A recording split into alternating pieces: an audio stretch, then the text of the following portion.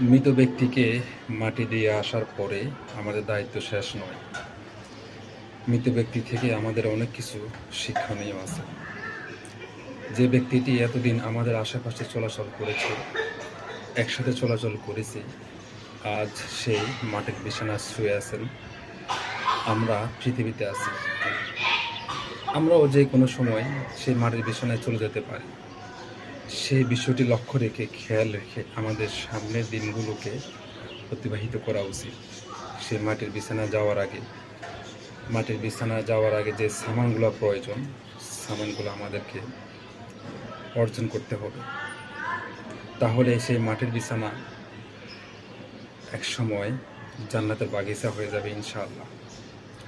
আসুন প্রতিটি মৃত ব্যক্তির থেকে শিক্ষা নিয়ে আমরা পরকালের জন্য আমল করতে থাকি। এতে কামিয়াবি যদি আমরা বুঝি।